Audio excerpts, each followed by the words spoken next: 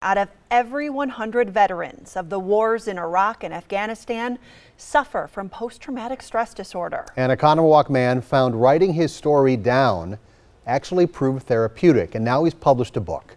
Tom Durian's here with his story, new at 10. Tom. Hi, Steve, Katie. When Andy Schouten got into the National Guard in the 90s, he thought he'd be helping Wisconsinites here at home, never dreaming that he'd be on the front lines of the war in Afghanistan or the lasting effects that it would have.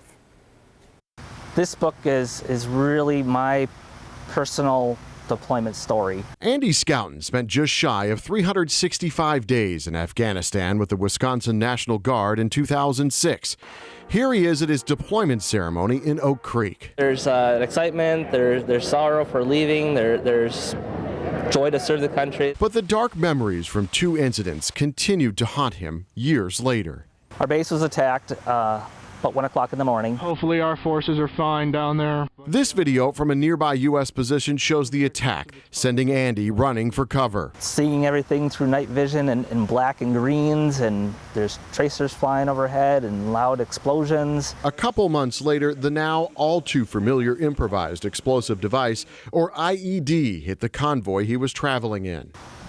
World was rocked. We met Andy at the Oconomowoc Veterans Memorial, where his name is etched and where he comes to reflect.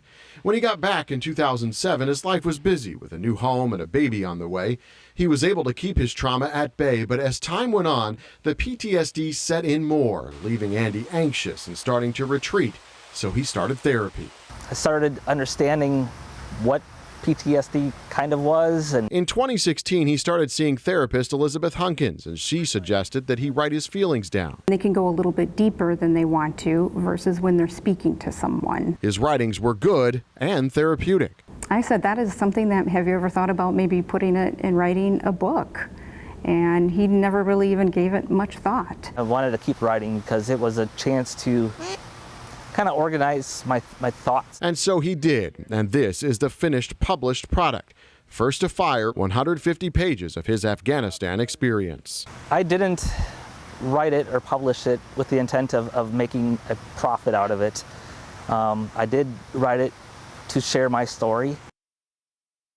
Well, Andy's book is available on Amazon. It's also in some local libraries and the Library of Congress. He's writing more about his PTSD experiences now, and that might be enough for a sequel. Back to you.